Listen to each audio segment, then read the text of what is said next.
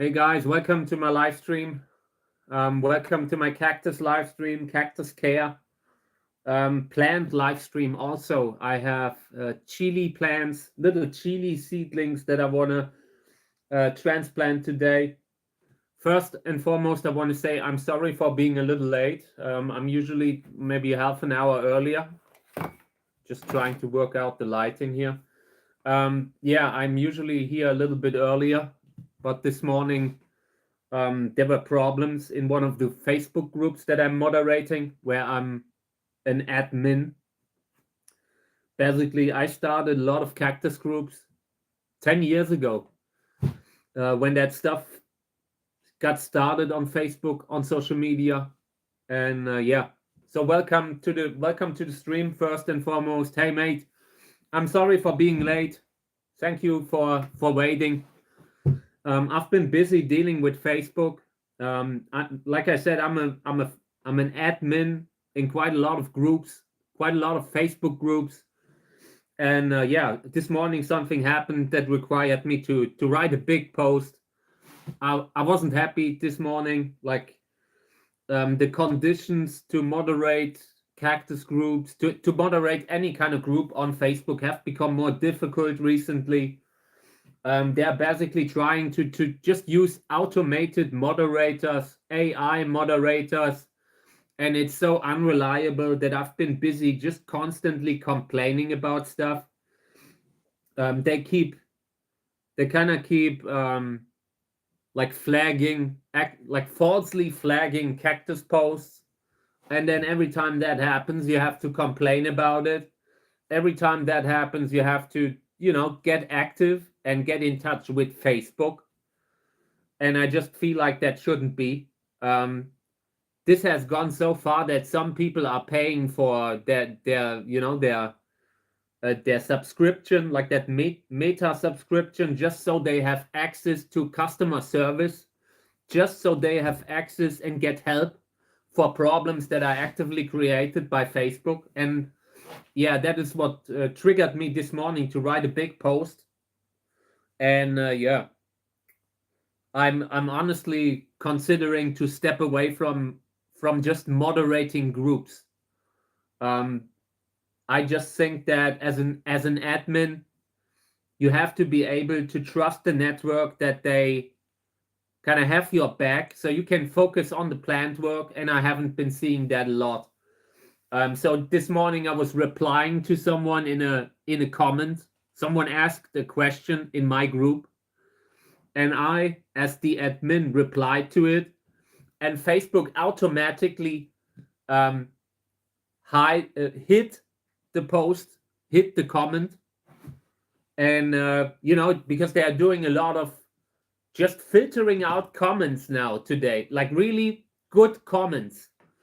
They're using a system that is constantly filtering out genuine, well-intended replies.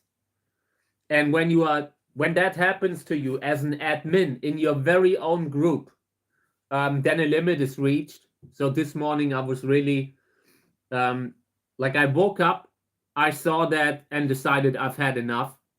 So yeah, this morning I made a post saying, hey guys, this is really, I'm at the end of my rope, at the end of my line here, and I need things to get easier. If not, we might pause groups. I would stop as an admin in groups if it continues to be like this. They just need to ensure that moderators can freely communicate with the members that are. It can't be that as an admin they just decide, okay, that comment, that we're hiding that, like on what basis? If it's not breaking any rules, why are they filtering good comments? And why are they filtering? This was a comment on the future of the group. That was so important stuff. And I'm not the type of guy who watches that very long. If I see that again, I might close the group. I might close other groups if that happens again. I want to be able to talk with my members when someone has a question. I want to be able to get back to him or her, whatever. I want to be able to if a question comes in and I reply, I want it to be seen. If not, why am I moderating 24/7? You know, why I'm creating big and maintaining big communities when there's not enough support from Facebook. So yeah, that's why I'm late today. This is something that I might discuss again at a later time. I just want to say that I personally believe that my time as a group moderator will come to an end eventually. I'm not. It's a very unthankful job where you're constantly moderating. You know, you're constantly doing something that the members don't even see. With the current wave of scamming, and poaching, you know, you're constantly having to carefully evaluate every post, and yeah, and that AI moderator that they are using isn't working. It's just not. It's unreliable. It's constantly hiding good quality comments, and in this case, it even hit the comment of the admin. It is completely beyond me why they think that is okay, why they think that is normal. So yeah, but I want to focus on this now. I've just been really raging this morning. I woke up and was really unhappy because I know how many years I've been doing that, how many years I've been moderating. I started moderating forums, Cactus forums, like 25 years ago. And I've been doing it ever since. And I was never in a situation where I felt like I think I have to stop doing it until recently, until the wave of constant false positives, you know, where they don't want to pay people to moderate, and instead just try to use some sort of an algorithm. And algorithms are basically very prone to error. Of all the things that had been flagged on Facebook in our Facebook group, every warning we got was something they had to take back because it was unjustified. And that tells you something about the quality of automated moderation. It just doesn't work. It doesn't work. And then when they do that, you are in a position you have to defend yourself. Otherwise, you will be punished. Your profile will be punished. They are constantly making life hard for admins, and I'm not having it anymore. So yeah, that's why I'm late. But I'm here now, and I brought a bunch of stuff that I want to do on the stream. Thank you guys for joining. Thank you for being here. I appreciate it. Yeah, let's get started. I brought a few seedlings that I unrooted because I wanted to look at the roots here. These are two Lobevia. So let's have a closer look and discuss. So here, I don't like how this is looking. The Lobevia, some of the Lobevia have been doing poorly with the cold temperatures. So every time there's a little bit of drip water, it can lead to fungal infection. I really think this root isn't good. There's something happening below the root here. I consider taking it off. So let's I want to start by carefully I want to see what's below that, you know. I want to see if there's an infection below. So I'm carefully just removing a little bit of it. And yeah, it's not a deep infection, but it's there. So now I can take off the whole root. And I think we will do that. Just taking off the whole root. And here, so if you look at it now from, let me see if I can get that light a little bit better. Let me see now. If you look at it here, it's a little bit transparent. You can see through the skin here, and you can see through in a way that shouldn't be. So I suspect there's another infection a little bit higher up, and I would take that off now. Yep. Okay. You can see the discoloration on the right side there. That would have continued. So now I want to clean this seedling up. Then I would callus it inside. I will put a lamp on it. I will put this under a plant lamp with the wound upwards. And I will put the plant lamp above it just to speed up the time of the callusing and all that. So this seedling here looks a little bit better, but it also has problems. When you have these kind of mysterious root problems, it's very often mealybug. So I really believe that this is the case for these problems here. So now I will place these under a plant lamp. I want the wound to heal fast now, really fast, and I want it to callus very fast, so I can start rerouting them. These don't have a lot of time. At a certain point, when you notice an infection during the winter, you need to get it under control, because otherwise the seedlings will get smaller and smaller and at some point disappear. You can't endlessly cut when the infection keeps coming back and coming back and coming back. So in this case, it needs to stop today. And I will put these under that LED panel that I have. That is very good for just speeding up the callusing process in winter. A plant lamp is just a great thing, you know, and sometimes it is exactly what is needed. So I brought a little bit washed pumice here, and I want to transplant these seedlings. I saw those in a normal organic soil, and they are not looking bad. But it's starting to be the time when I want them in washed pumice, in a more mineral soil. So we will transplant them now. This is from a hybrid cross with 18A2000. It's a really good one. Columnar mother and 18A2000 is the father. This one looks good, and soil was very dry. Here's the roots. So I would try to get them into the soil here, into the washed pumice now. Putting them into the washed pumice makes it a little bit safer in regards to the roots at this age. This is actually the age when I tried to put them in a mineral medium. The washed pumice is very loose. Check it out. You can just basically push them into the soil, into the washed pumice.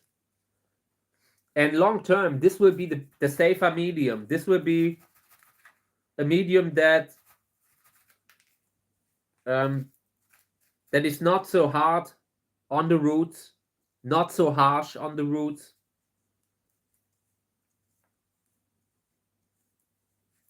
But I need to water them all the time now. This needs to be like indoors. This needs to be watered on a daily basis.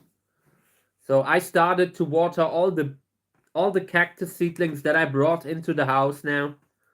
While I had them in the greenhouse, overwintering in the greenhouse, they didn't really need a lot of energy. They didn't need a lot of water. The colder it gets, the more they kind of hibernate. But in this case, I just realized that the smaller seedlings, I want to have them indoors. It is just easier. It is just safer. And it allows me to often bring them on the stream. I want to be able to, if I want to, bring different seedlings of different ages here.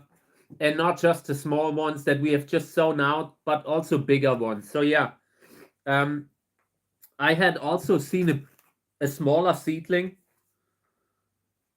in this container, and it's just gone. I'm not sure where it is. But it's just gone. So there were these are 4 big seedlings in this container. And I also saw a 5th one, but it was so small. Let me... Oh yeah, here it is. Okay. Okay, and this one here, check it out, is actually a little bit too small. I'm a little bit worried that we might lose this one in the mineral medium. But I still want to do it because it's just long term, it's the safest medium. Okay, so these will go. I have these in front of the window. What is it with the light today?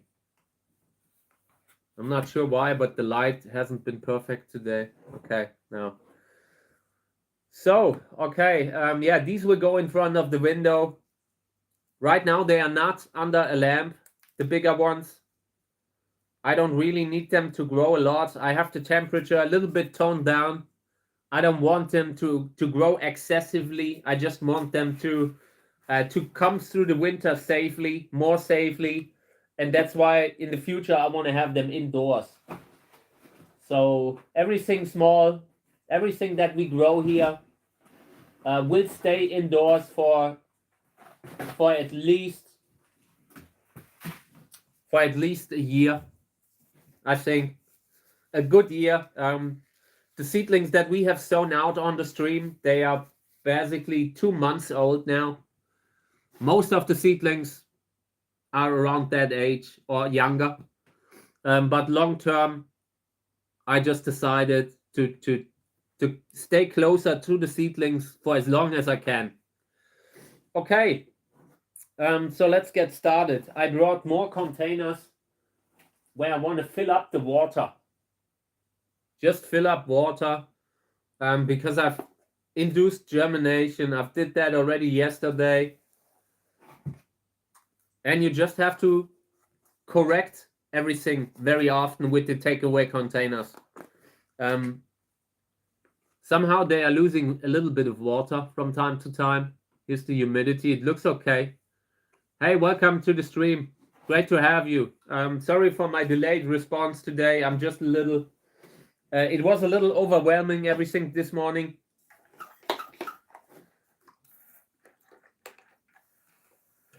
Okay, so I will put in a little bit of additional water here, and then it will go back to the heater, keeping the temperature at 30 degrees Celsius.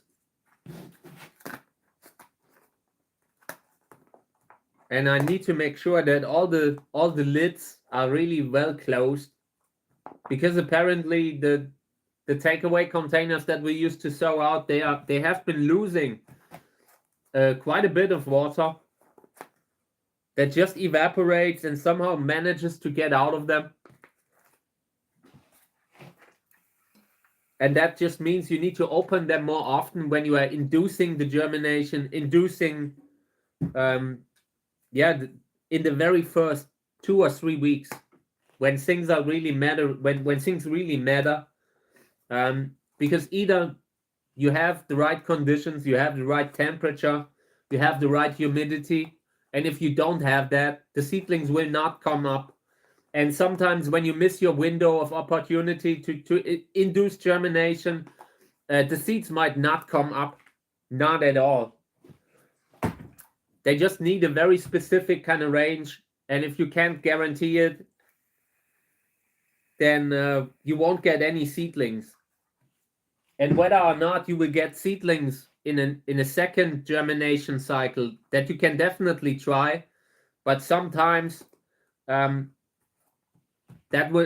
seeds will just wait to come up at a better time. In nature, things are perfectly timed, perfectly determined to happen at exactly the right time in the season.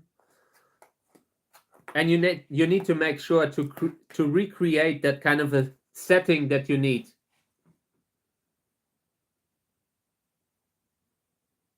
Oh yeah, thank you. Thank you. I was amazed by that hybrid.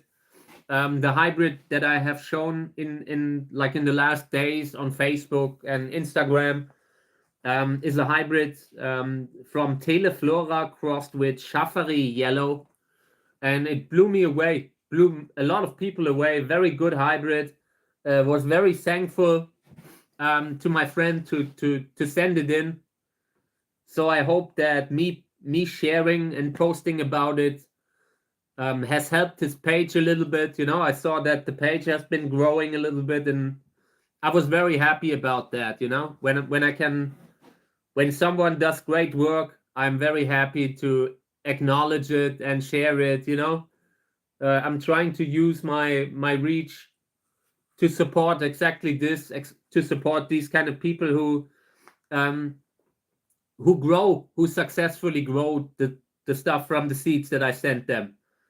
In this case, the Teleflora fruit, they are tiny, not many seeds in them, and it just happens very often that like when you send out 100 seeds, it can easily happen that you never see any seedlings from that. You just have to trust that the person has a good hand with it. And in this case, I was very happy. Everything looked great. Everything looked healthy. Flowers look huge. I was very proud of that one. Yeah, I really hope that he will propagate that hybrid. As far as I'm concerned, he can name it. I'm not really that like, if someone who actually deserved to name something after raising it for so long, I'm very open to that. So yeah, I hope that this hybrid will eventually get a name, because it deserves one. It's not like there's so many hybrids out there, like just classic kind of botanical plants that shouldn't have been named in the beginning. But in this case, I really believe it's deserving of one, and I hope I will see it one day, that it's becoming more common. Would be great if that plant becomes more available. Okay, so yeah, this one also had to fill in some water again. I don't know, sometimes when I press these against the heater, somewhere the heat disappears.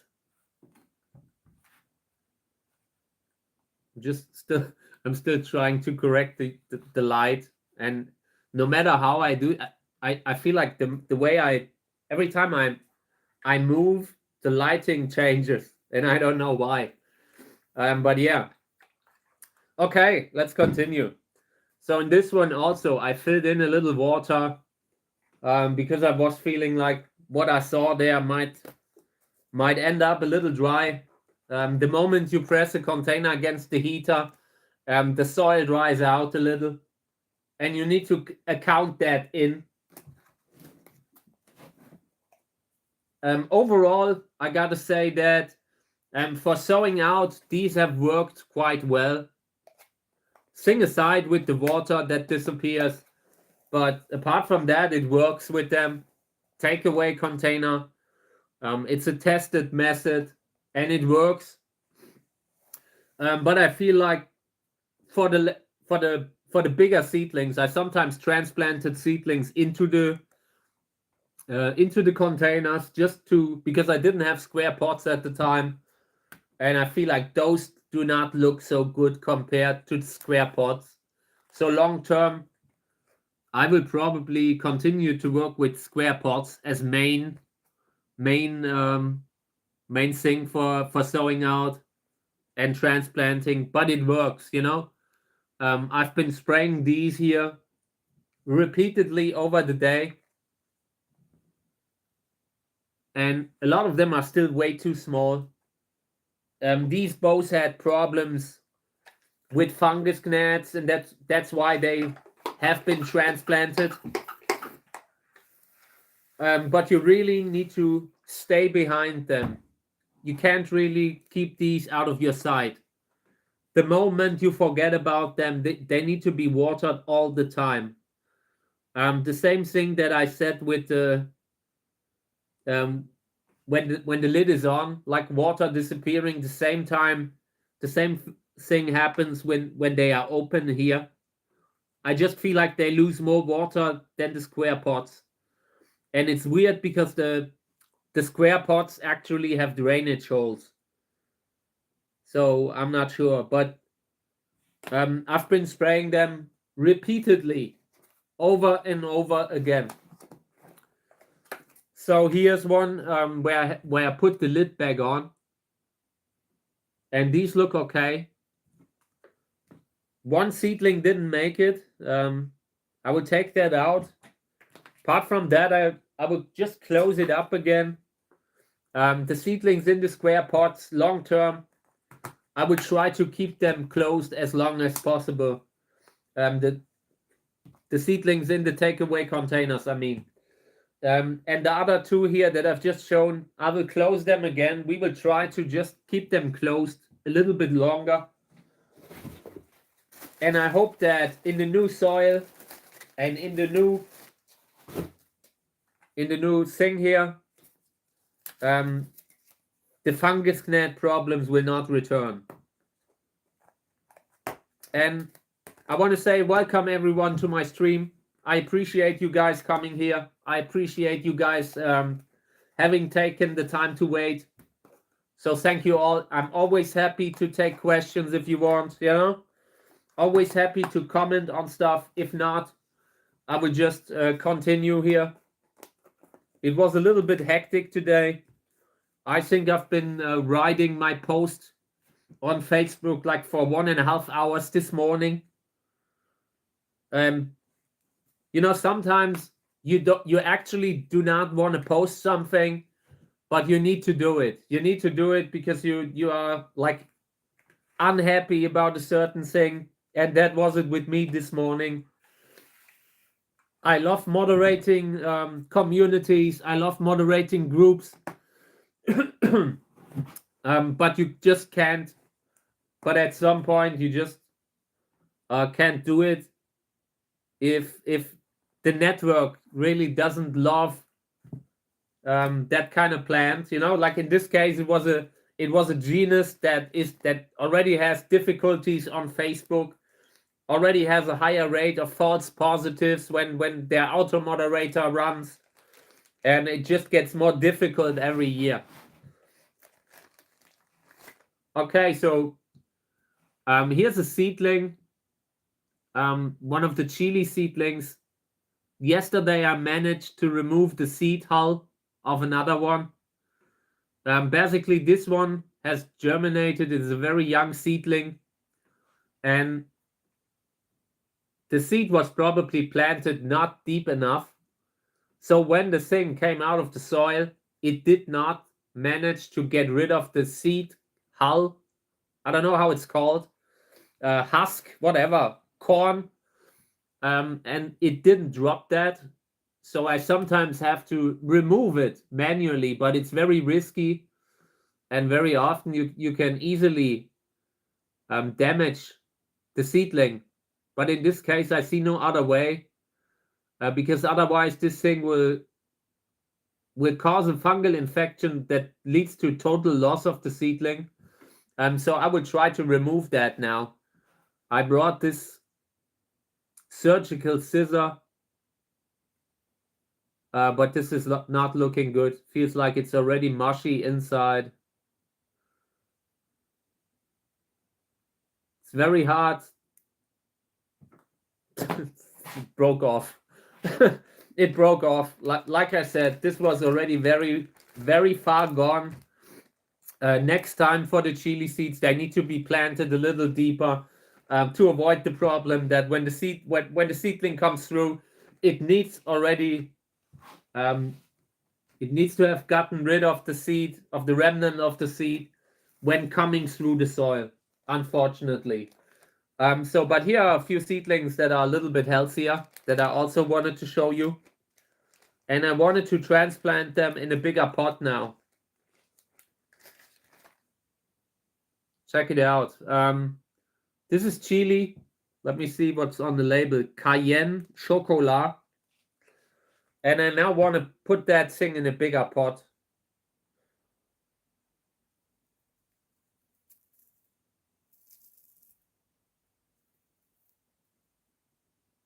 this thing, like there's always in these pots, in these pressed kind of things. I believe this here should dissolve. This is made in a way that you can plant it together with the seedling, and that's what I want to do. I was just I was looking into it to see if I can maybe easily take it off, but I don't want to injure the root. So now I will just fill up the soil here. This will go into a bigger bag. Check it out. Very happy that our first vegetables that I've sown out here on the stream are turning out nicely. So yeah, this will go into a bigger bag later today. Right now I only have the small ones, but I will get me one later. So I just put this aside. Okay, let's do a bunch of the seedlings first, and then I will focus on the other chili plants. But let's first go through the seedlings that I brought again. I started to fertilize the seedlings. Everything is looking good, developing nicely. There are a few that turned out a disappointment, but yeah, it happens. Yeah, it happens, you know. It's just you live and learn. But the space isn't enough for all the plants anyway, so if we lose something, that's okay. So yeah, let's have a look at this. I've sprayed this earlier today. Soil is still a little bit wet, but not a lot. You can see that these have been dehydrating a little bit. And that one seedling here keeps leaning over. So I try to correct that a little bit by just repositioning the seedling. Apart from that, they look okay. They will be fertilized today. Little bit more water here, but then it's okay. In regards to the color, they can use a little bit of nutrients like fertilizer. And I would spray them later today with a very mild kind of fertilizer. Sorry, a chemical fertilizer, fast acting, nothing that puts too many nutrients into the pot.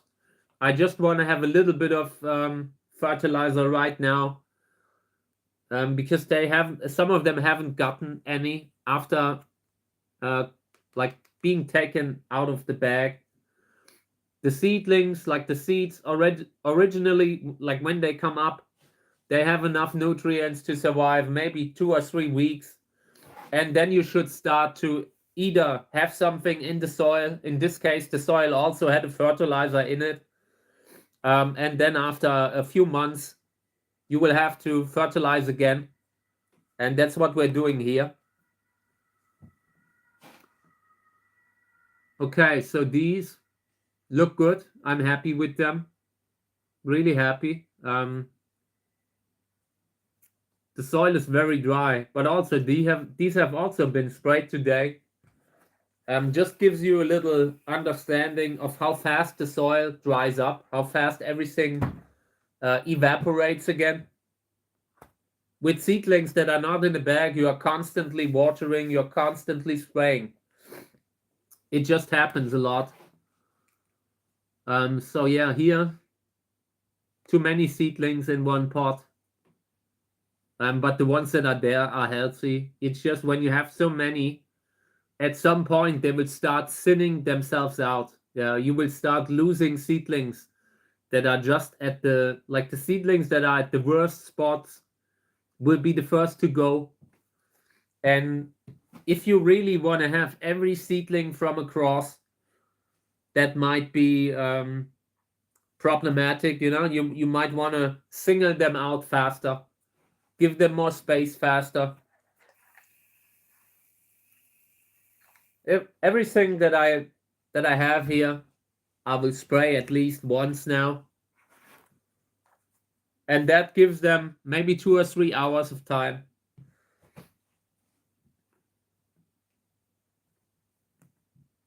So here's something. This was a container that suffered from fungus gnat, and there was only one seedling that made it, and that one looks bad. It looks so small that I want to put it back into a bag. Sometimes you really have to, like you make the decision whether you keep them in a bag or whether you take them out. You do that just by looking at the problems that arise. Sometimes you do not plan to take them out, but something happens that requires you to change plan.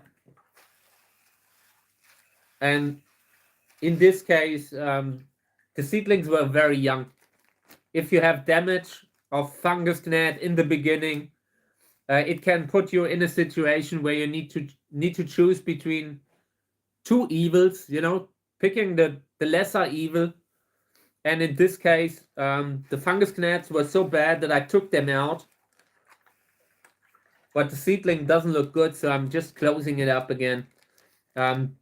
I just hope that any kind of fungus gnats that were in there have dried up by now. Fungus gnats don't really have a lot of tolerance for drying out. And that's why I'm doing that. In this case here, this is also just one seedling that had made it. And that one isn't looking good either. We'll also go straight back into a bag. Sometimes you try to slowly accustom a seedling to outside conditions, and it doesn't work. And you need to see that, changing plan. When you see something isn't working, like when the seedling is suddenly declining, it's usually a sign for me to change course. Sometimes we just make a decision, and it was right at the time, but something happens that requires you to reevaluate your plan. Don't stick to something that has not worked well.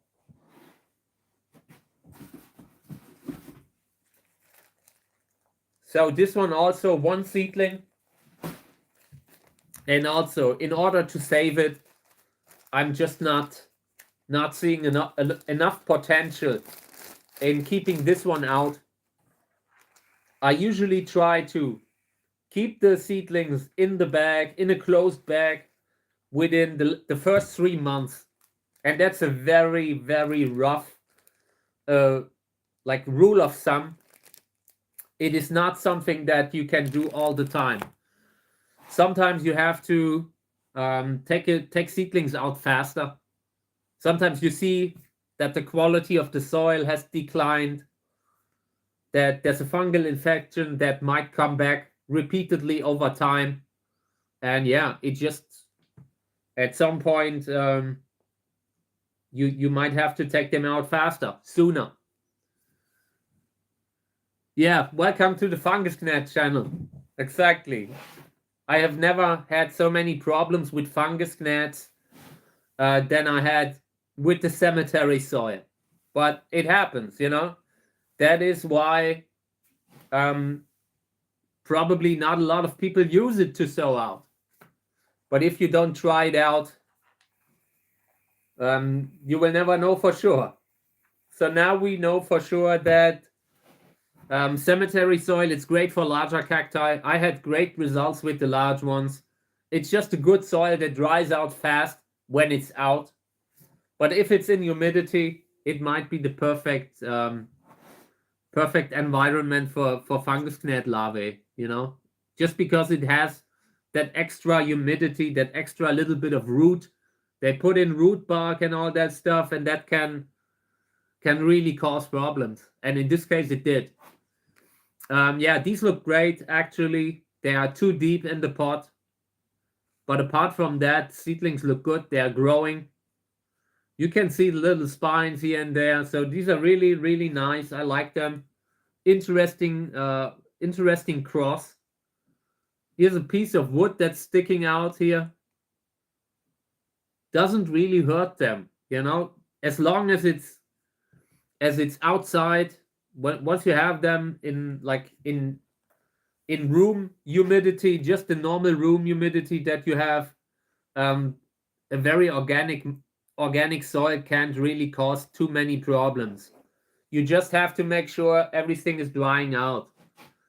Since the soil has been drying out, the fungus gnat problems have been going away. But in the first 2 months or so, it is just hard to take them out. You know, like when you have a problem, you see that, oops, you have fungus gnats in that thing, but the seedlings are actually too small to take them out. Yeah, then you need to kind of trust your gut. Sometimes the seedlings will survive in a container, in a closed bag, even with a bit of fungus gnat here and there. But at some point, taking them out or transplanting can be necessary. So these here, this is a hybrid cross where you can see a diverse range of different seedlings. You can see the classic seedling look here, and some of them are delayed. Some of them look like they might turn into monstrose or crested growth. You can definitely see that this cross here doesn't just have one type of seedling. Apart from that, they are growing. They will get a little bit fertilizer today, and I would just spray them. I brought that big kind of can, and I usually spray just the seedlings very carefully. I'm not watering them from the bottom, but bottom watering is definitely safer. But yeah, indoors it's a little bit more difficult. I don't want to make a big mess inside with the fertilizer. So I usually spray the seedlings very carefully, and just the seedlings. These look good. Very, very, a lot of them, a lot of seedlings in one pot, and these need to be singled out very soon. Apart from that, they are looking great. Doesn't appear like that they are suffering from growing so crowdedly in the pot. These look good, actually look good in regards to the color. I really like the skin color. Healthy green. Let me see what the label says.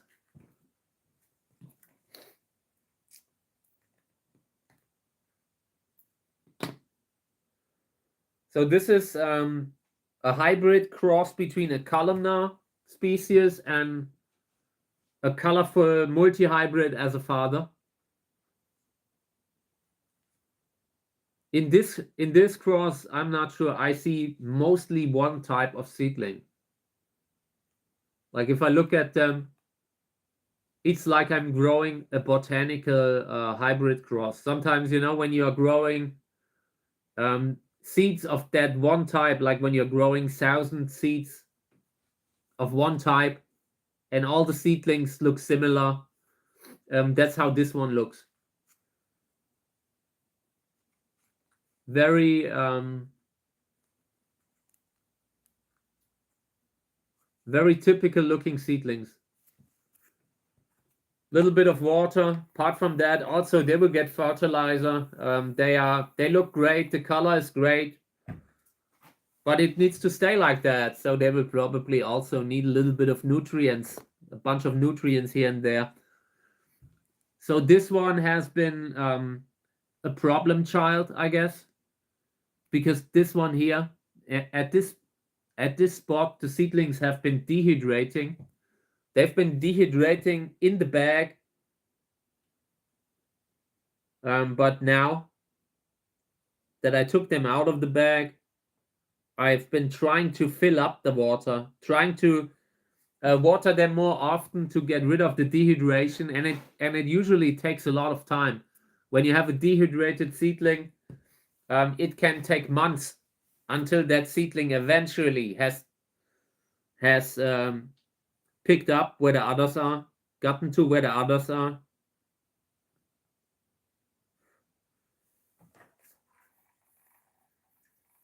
So every time I'm watering this, I try to, in particular, make sure that the water gets here.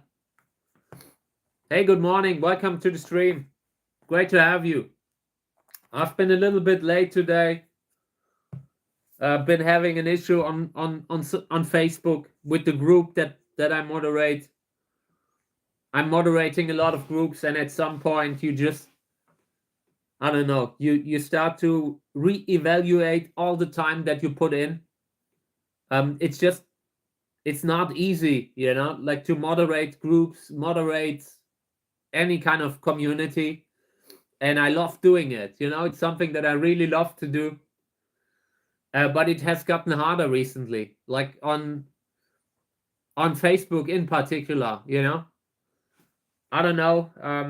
I'm seeing a lot of stuff that I'm not happy with and that I've been criticizing. And they're not really interested in what I have to say, but I have to say it. It's nothing particular. It's just that they are using auto moderators. That automated moderation that they are running widely on Facebook, but it's not super reliable. It's not reliable. They are constantly flagging harmless plant posts, cactus posts, whatever, and every time you have to complain about it, and they don't really have a customer service that I can reach. Even I have a reach on Facebook and Instagram in the millions, like really high millions sometimes, and there's no way for me to actually say, hey guys, help me with this, please. Can you just please remove this automated decision, like where they are removing something because of a like you said, some sort of a word, a word filter, and you are at that point where they treat you like you're guilty until proven otherwise, until proven innocent. You have to go towards Facebook and find someone, like customer service. It has become so difficult to just have someone that you can message to say, hey, please remove that mistake you guys made. And that is, the longer I do it, the more it bothers me, and in this particular case, it's just a group that is high maintenance, a lot of problems with scamming, scammers that try to sell plans that they don't have. Then you need to be careful about poaching. You can't really approve all kind of posts because you need to be also, you can't allow poachers to have a platform. So you're constantly already moderating with harsh settings, with very strict settings, and the stricter and stricter it gets, the less fun you have with it. I miss the time when I could just focus on moderating, having a good community, without having to worry about how a post is phrased. You're constantly already censoring yourself to avoid that you say anything that this automated moderator can misunderstand, because it happens so often. I've seen it so often. I've seen it on Instagram. On Instagram, there was a time when I had like 50 flower posts that they flagged. 50. And it was just flowers, and I had to complain manually for every one of them. Manually complain. And the same is happening on Facebook when they remove a post, that the auto moderator misunderstands, and it's just that kind of a, I don't know, you don't feel respected, as an admin, as someone who creates communities, as someone who likes communities. All my life I built communities, And now for the first time I'm in a situation where they make it harder and harder to, for one, actually have the posts seen by the members, by the subscribers of the group. The way they are doing the timeline, you know, they are not showing everything the way they should show, you know, like so many people run pages. Let's go, you know, you run a Facebook page or you run a Instagram page and you have, like, let's say you have 10,000 subscribers, but those 10,000 subscribers don't even see your post anymore. It's not that everyone who subscribes to a page actually sees the post. They are trying to show you other stuff that's more lucrative to them, you know. Then they're trying to show you trying to show your subscribers stuff that eventually, I don't know, that they don't have to pay for, like AI, like poor quality stuff, you know. And it just, at some point the quality declines, you know. At some point, when people don't see the posts of the pages that they are subscribing to, then it gets difficult, you know. Like this morning, someone in that group, in that particular group, had a question, and it wasn't anything bad. It was just the guy was like, it took a while until the post was approved, because usually in that group, I look into every single member. You need to look into every single member. You need to make sure that it's a real profile. It is not someone that will turn around and try to scam people. So you really have to invest a lot of time looking into every single profile. And so then someone commented because his post hadn't been approved in a while, you know. And I commented just to reply to that member, and Facebook hit my own comment. They hit my comment in a group that I created, in a group that I moderate, in my own group. And this was also a comment about the future, you know, because I was openly talking about all the struggles that are happening behind closed doors as an admin, you know. So yeah, and they hit my comment, my reply in my own group, and that was a point where I said, okay, this is it. I've had enough. And yeah, that was morning. I just opened the eyes and saw that and got angry, you know. So I kind of wrote a big post just describing all the problems that I currently have, all the difficulties with the automated moderation and random hiding of comments. You know, they are hiding random comments. It's not that they have a reliable way to distinguish between good and bad comments. They are just hiding some. And also, from the point of view of an admin, that shouldn't be. I would rather have 10 comments of people just saying, wow, this is great. Or, you know, sometimes people write beautiful, you know, under a post, and Facebook hides the comments. I don't get it. I don't understand it.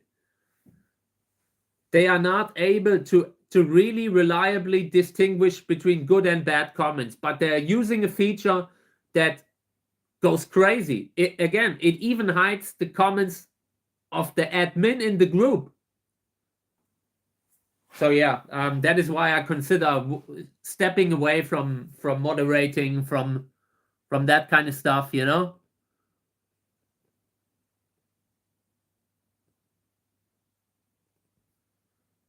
Yeah, I mean, it's unfortunate, but right now we are in a phase where they really try to automate everything, and some stuff can't be automated, or at least not yet, you know. And it shouldn't be automated, because this is about, you know, they are deleting pages, they are deleting groups, and it's based on automated decisions. And then you have to actively complain to get these automated decisions undone. And I'm not doing that anymore. my time is very limited. I do a lot of stuff right now. Most of my time goes into the channel. I also have a lot of loyal subscribers on Facebook and Instagram on my pages, and I post there. Then I have a subreddit that we're really working on, that is really looking better every day. That kind of stuff, and they really need to think about what they want to do. Like, they really need to start respecting the admins again, that are doing all that unpaid moderating work, all the moderators that are doing nothing but unpaid voluntary service because they love the hobby, and they need to make it easier again. So yeah, let's check these out here. These look good, okay, but a little dehydrated. I feel like in this case you can see it on the soil. So I'm watering them again now, and I will try to water them again in 2 hours. I try to remember that. So with the seedlings here, you often have a lot of watering. Once you take them out, watering and spraying is a very daily thing to do.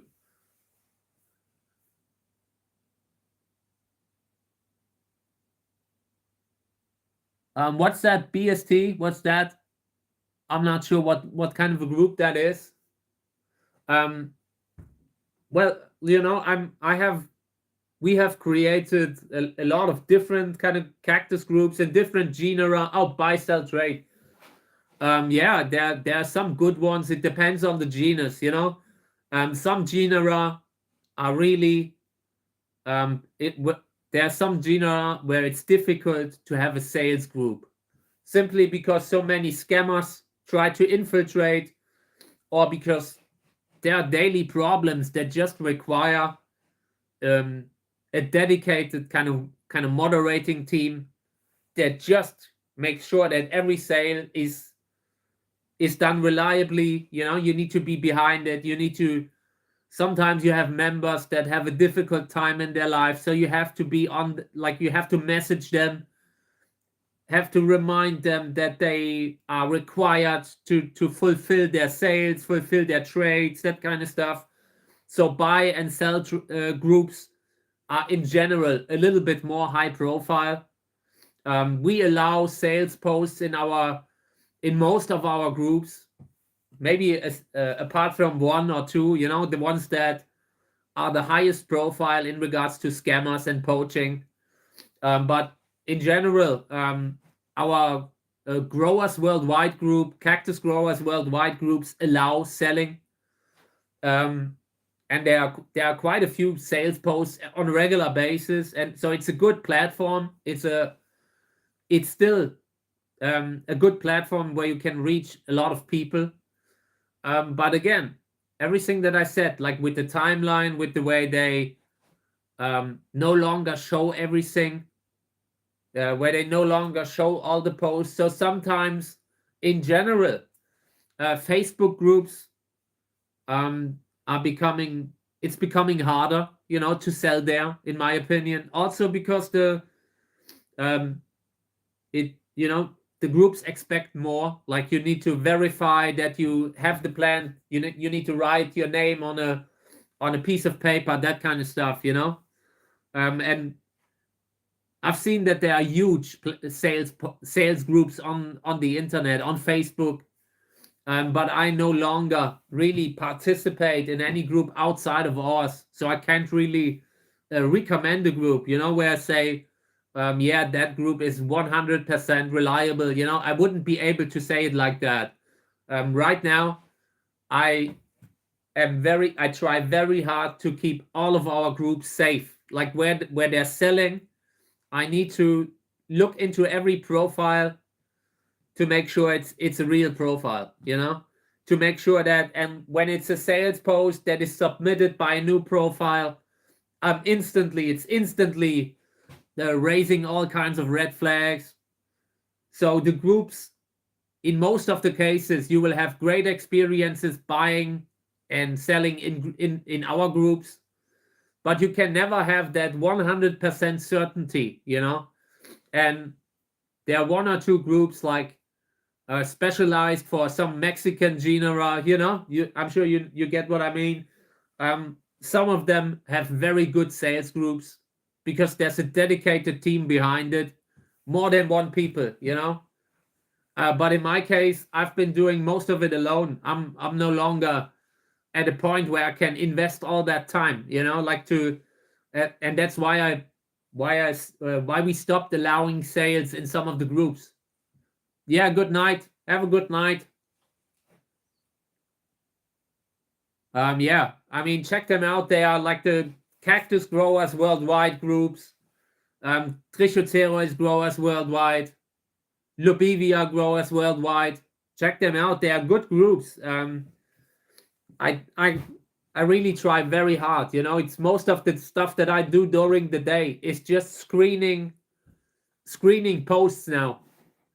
And yeah, at some point, you know, I just realized that it has taken away the joy that I have, you know, like I love to build communities, you know, but it has become so challenging just dealing with the platform now, that I feel myself drifting away from groups. Like in general, you know, you're constantly, they have warned groups or they have deleted groups for little arguments between people, like where one guy insulted another guy, that kind of stuff, you know.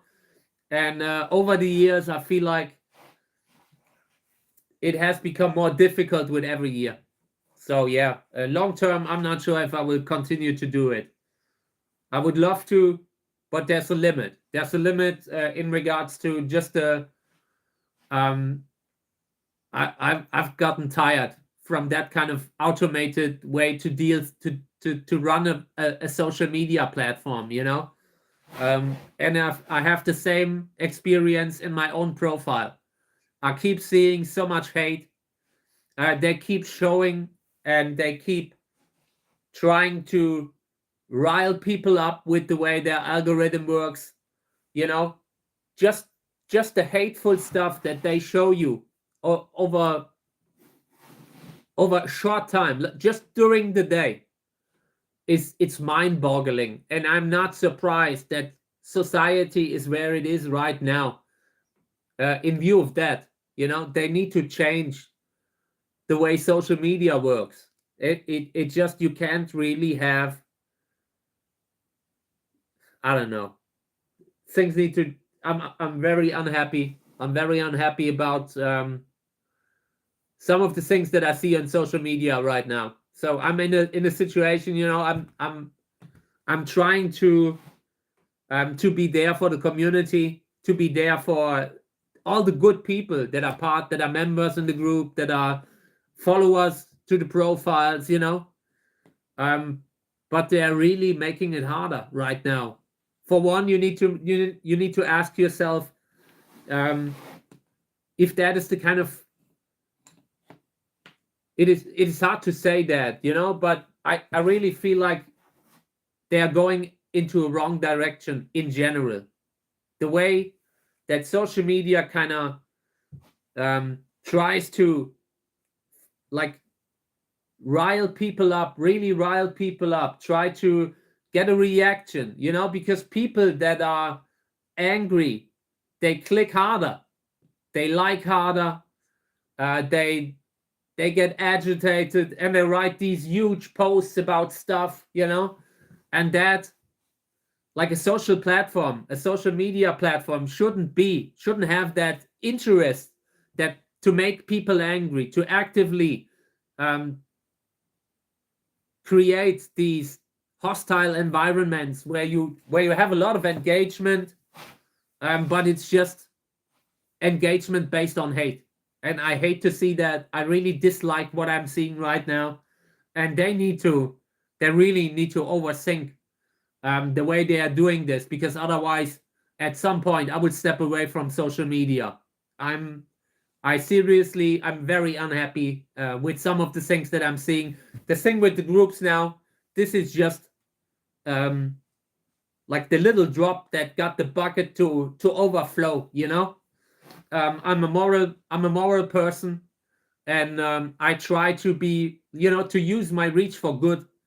I try to use the profiles that I have for good to promote positive values and all that. And yeah, it's gotten difficult. It's honestly gotten difficult. Yeah, and that is actually why I'm doing so much on YouTube now. I was just unhappy with some of the developments that I have seen. I was putting in so much work into groups, into pages, and it didn't feel like they appreciate it. Just look at Instagram, for example. Instagram, the platform. I'm not sure how they come to the decisions that they make. It feels like they are actively trying to destroy the platform. I have a huge reach, but they are barely showing it to the people who subscribe. And at some point, when a platform becomes useless to you, then why do you do it? The reason I am doing it is because of the community, because I have many loyal supporters on those platforms that watch on those platforms. But I don't get why they are constantly changing stuff, and they are changing it for the worse. They are like the stuff that I see in my timeline. And then I find out that friends of mine who I really care about have posted 4 or 5 posts that I haven't even seen. Sometimes I find out someone has died without them having shown me a post. That kind of stuff, And yeah, I don't know. That's the reason why I'm doing more and more on YouTube. I'm trying to really be wise with the projects that I put my time in. I don't want to reward. I don't want to be like support a system that is just not working. Where right now, like I've been criticizing the random comment hiding for I think 2 years now. Since they have brought that function where they just randomly hide a comment, and you can't really tell why. They're just hiding it, just in case, And I've been criticizing for years now. That for years, like because you got to see it from the point of view from someone like from a mental health kind of point of view. Imagine you put a lot of effort and time into a post that you are really proud of, that you really value because it's something that is important to you, and then Facebook turns around and hides your comment, and you can't really complain. Sometimes you can click on show all comments and then load everything again, and then it might be there, but very often it isn't. And I find that an insane feature. Insane. Just, you can't even complain about it. There's not even a way to actively say, hey guys, this was a genuinely good comment. Please bring it back. You can't really ask for manual approval in these cases. And yeah, I'm not having it anymore. They need to do better.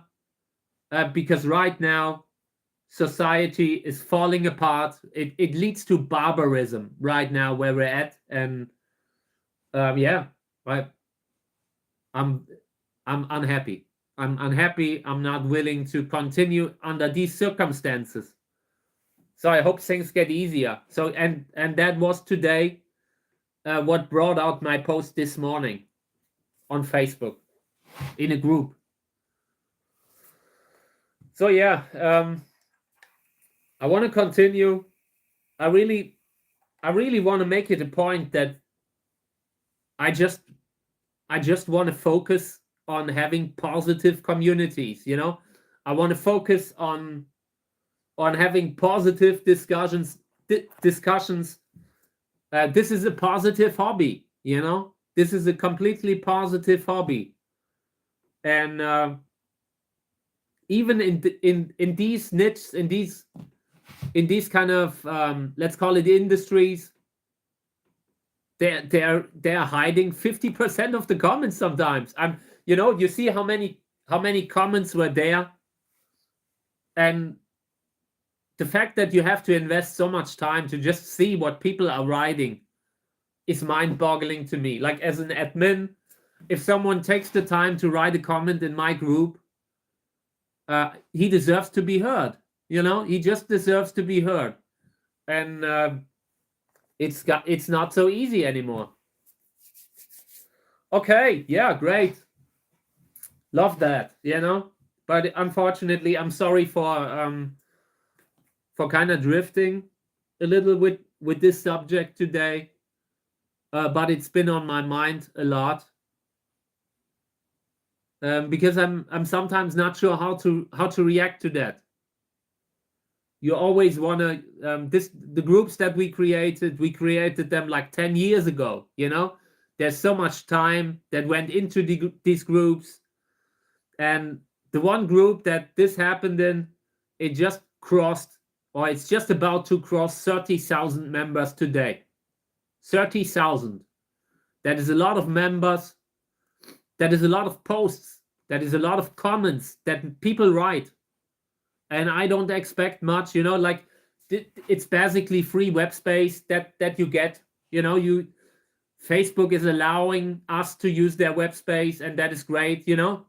I appreciate that, but a little bit of accountability would go a long way.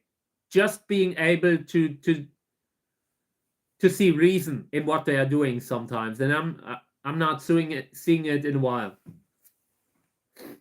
So yeah, let's continue. Check this out.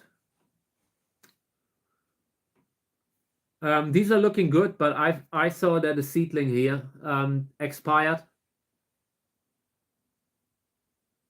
I'm not sure why. Every time I'm not sure why. It could be the fungus gnat. But it's also possible sometimes you lose seedlings to dehydration, and that could also be. So we will have to keep an eye on that. This is out of the bag, so normally this should not have any kind of big problems with fungus gnat. It should dry out very fast, but you can always lose a seedling here and there. Okay, so these here,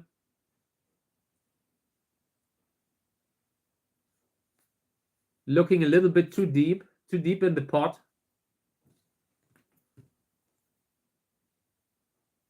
Apart from that, they look great actually. But at some point I will single them out, and when I single them out, I will plant them higher in the pot. Later today, all of these will be fertilized.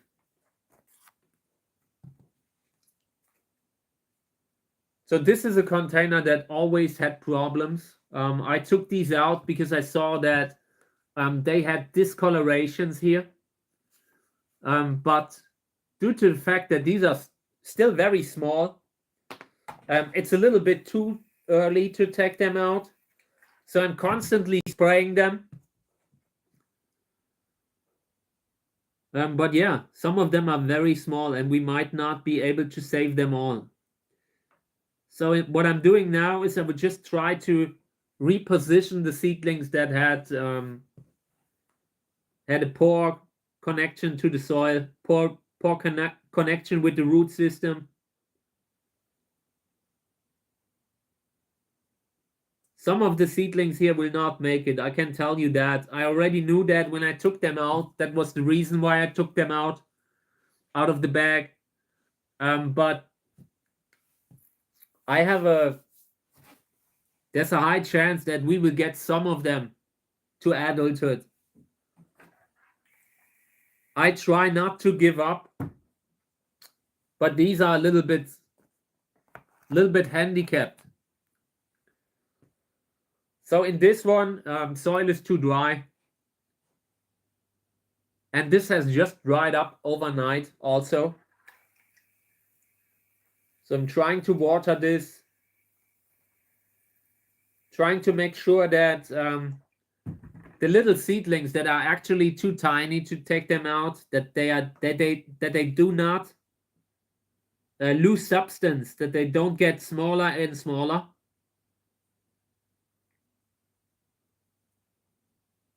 Just looking into the seedlings that are a little bit on the outer area here.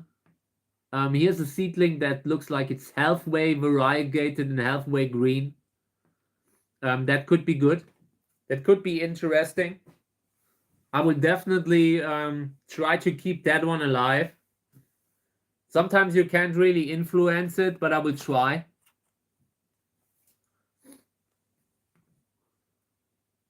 So these, yeah, looking very interesting. Just because there's a range of different phenotypes in the seedlings. Some of them look normal, and others look a little bit like they could be monstrous, variegated, crested. So I would take time. I would give every one of those seedlings the time that they need.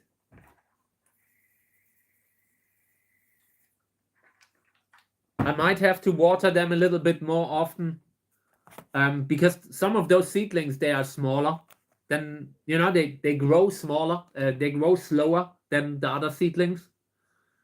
And you need to have patience with them. Because those can sometimes be the interesting kind of mutant that ends up being TPM or TPC, whatever, you know. They all started something like this. And when a seedling takes unusually long to grow, I always get interested a little bit. It can mean good things. So this one here I already watered earlier, just before the stream.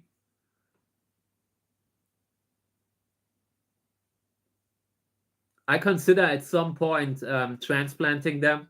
This is a little bit too deep, and it just looks a little bit too shady. Like in combination, the seedlings looking a little bit weakish. I fertilized them, but so far I also consider maybe changing the soil. So these here have been transplanted, have been singled out a little bit, spread out a little bit, and some of them have lost stability. So I would just change all the seedlings, like reposition the seedlings that don't look perfect. Want to water first. That makes it a little bit easier to move the seedlings around. Shove them into the soil a little bit. Can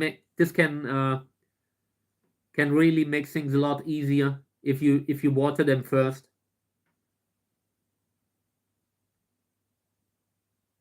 But apart from that, apart from the fact that one or two of the seedlings had kind of lost their ground, this is okay.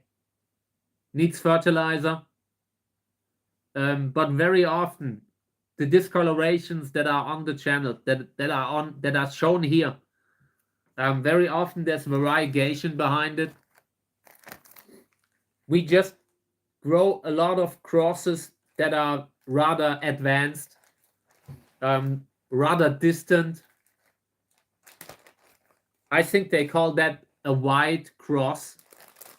A cross between two very distant genera, and that just leads to variegation sometimes, or mutations. Not always, but it happens. It happens quite often, actually.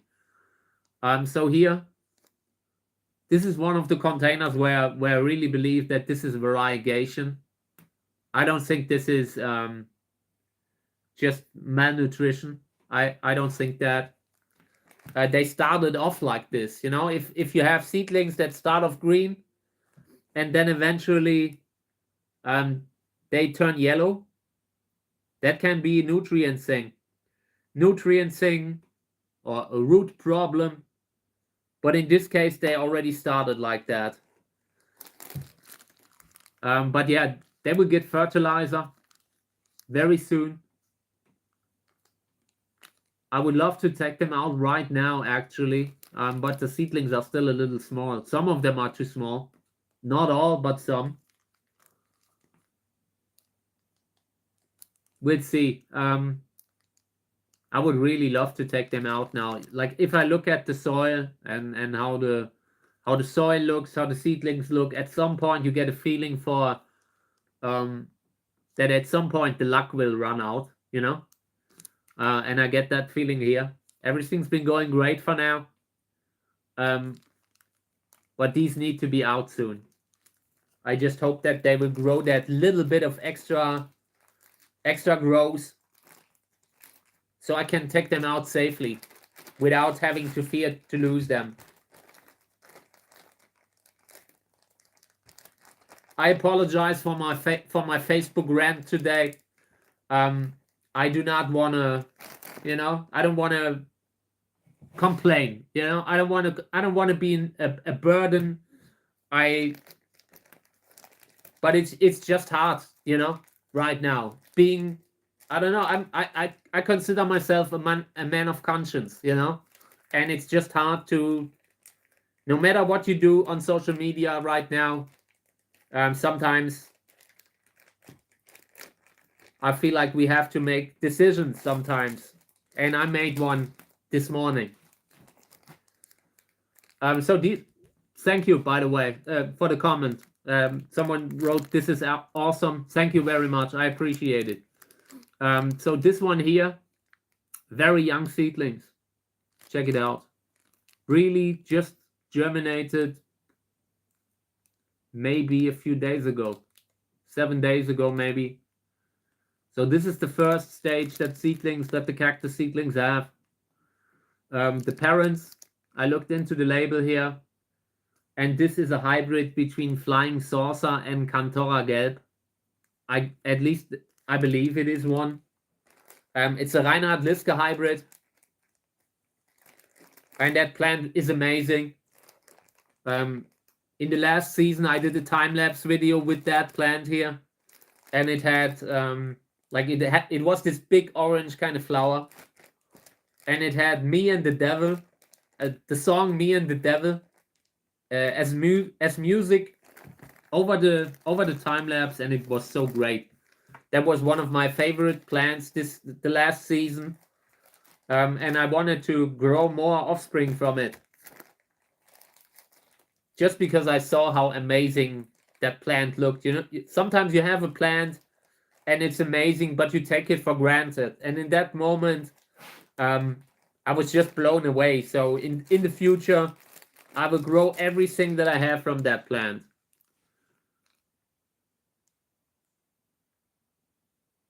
Yeah, I mean, yellow is a color that you don't get too often, actually, you know. I find it hard to get really good yellow flowers, yellow flowering plants. And the ones that I have, sometimes I have the problem that the yellow ones flower either very early on when the others haven't flowered yet, or late in the season, you know.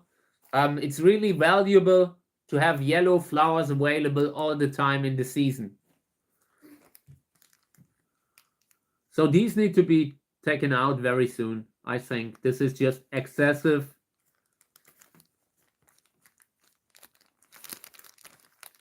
This should be a warning sign, like in regards to sowing out too many at once. This was too many, but okay. I mean, when you have good stuff, it's hard to say no, you know? It's hard to say, okay, I have maybe 200 seeds of this amazing kind of hybrid. I only sow out 20. I can't do that sometimes. It's just not easy sometimes. Okay. So next one. These here look good. I like the color. They have that little reddish glow to them. And in combination with healthy growth, I really like what I see here. The skin color, the reddish glow aside, I feel like these will do well with a fertilizer. But for now, they're really looking healthy. If you look closely, I'm not sure if it becomes visible in the stream, but they are all having like actively growing healthy spines. I like that, you know. Okay.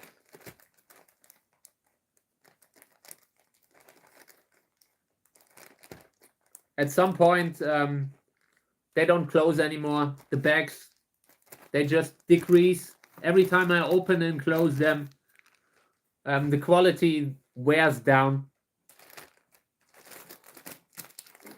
Okay, so here, I decided we will take them out of the bag now. They are big enough. In regards to the size, this is safe. As far as I'm concerned, this is safe. Of course, it depends on where you have them, how you grow them. But in my setup, I know this is a safe size.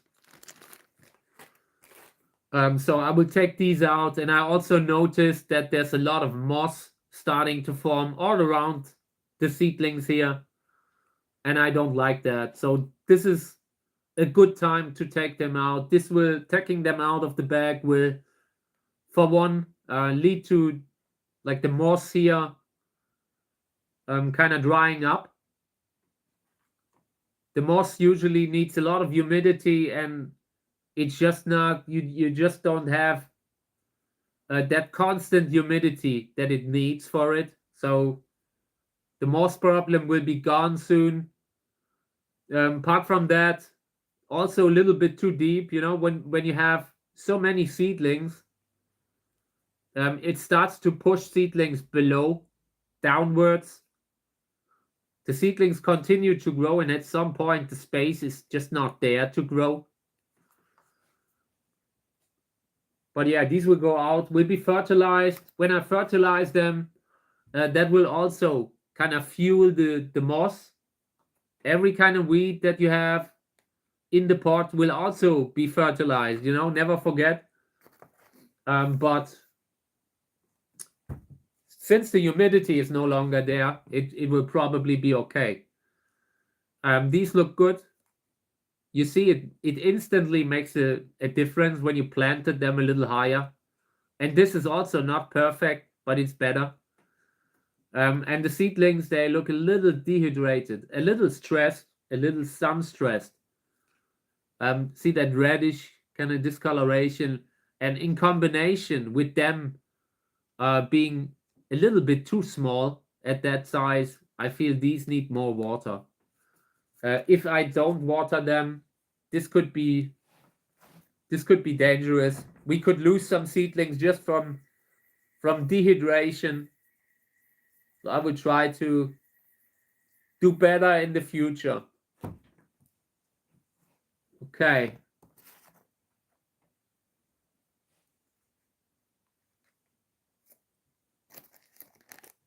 I think we haven't shown these. I'm not sure. I'm losing track where I was, but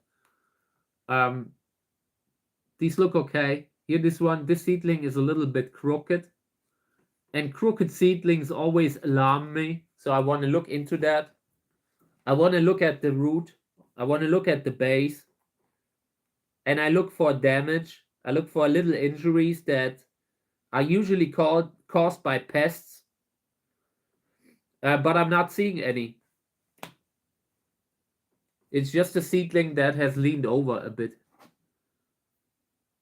So that's okay. These will be fertilized because I feel like these could actually use some sort of a fertilizer.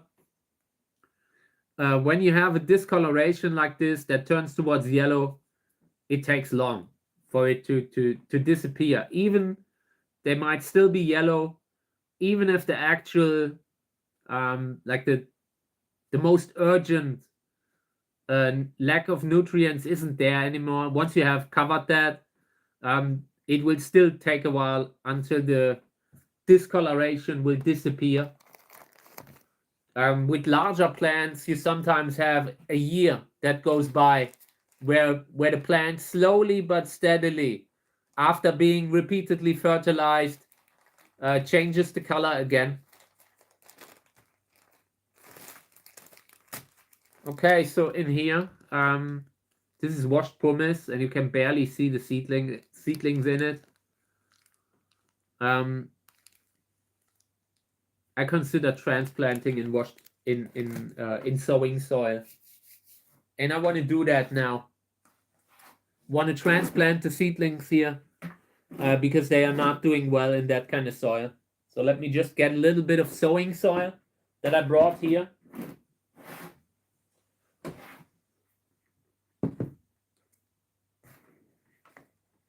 Next time we will continue to sow out. Today it just wasn't. I just ranted too much, but yeah, we would sow out again next time. You know. I'm an emotional person sometimes, and when I have that, I need to let it out. I apologize. It's the only way I can continue going forward in life. You know. I try to trust my gut, be open. You know, when I'm the type of person, when something bothers me, I will say it. You know, and that is usually a good way going forward. Because when I say something, people can trust me that it's actually the case. You know. So, and that is why I always try to trust my gut, and from time to time, I don't know, let it out. Okay, so I will move the little seedlings here on top of the sowing soil now. They don't look bad. They don't look too bad, but I feel like in the very first 3 months, I really believe the sowing soil is better. Later on, when the seedlings get bigger, I really try to put them. No, it's not. I try to put them in a mineral medium. We're growing cactus seedlings here. These are all little cactus seedlings that we have sown out on the stream and that have come up in the last couple months. And now I'm constantly going through everything, explaining why I'm doing something or why I'm changing something, you know. But over here, here's a chili. Here's a chili plant. So I'm not, you know, I'm not really completely limited on the cacti, but it's all within the borders of YouTube, you know. So, okay, let me see. I think I have them all. So I would just reuse the bag here. And at some point I might have to take them out of humidity because the seedlings look already a little bit battered because they had been suffering from fungus gnats. Everything that is in the washed pumice here in this mineral medium there was a reason it's in the mineral medium, and it was usually that the fungus gnats were really actively eating them where they were before.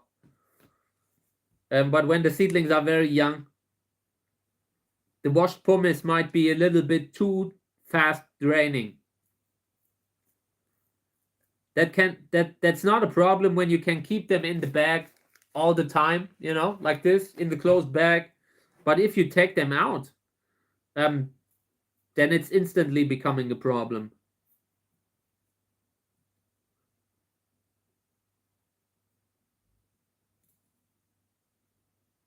The plan is to take these out very soon, out of the humidity.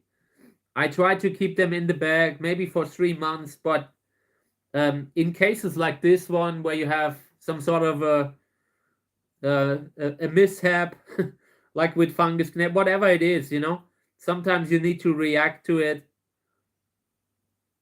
transplant seedlings if necessary. And in the beginning, the seedlings are very vulnerable. They don't have a lot of room for mistakes. So this needs to be it. Like, I'm not repotting them again afterwards. If this doesn't work with them, if they are not doing well here, I might discard the whole container.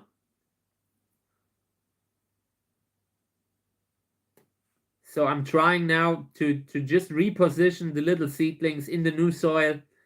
And again, this is sowing soil.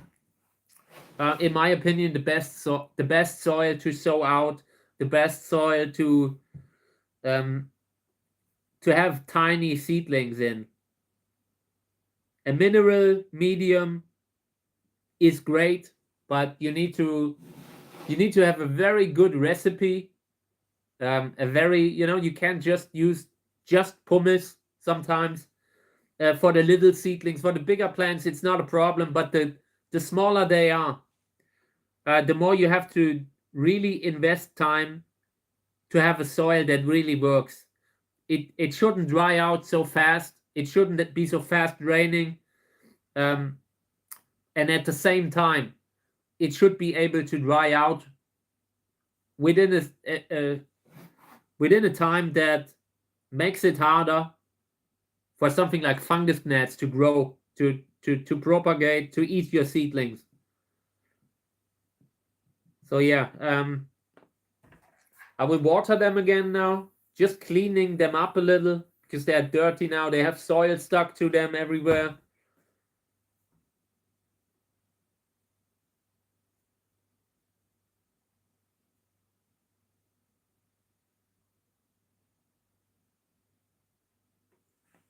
So these are actually I gotta leave the stream. My smartphone is at 5% battery power. So I apologize. I thank you all for being here, for participating. Always in my stream. I will be back tomorrow morning, or maybe later, because I missed so much today. Thank you guys. I love this, and I will be back with a new stream tomorrow morning. Thank you. I appreciate it. I love you all. Thank you for always making this special, this time of my day. And I'll be back tomorrow. Okay? So I hope you have a great time. Have a great day. We'll see again tomorrow. Okay? Thank you.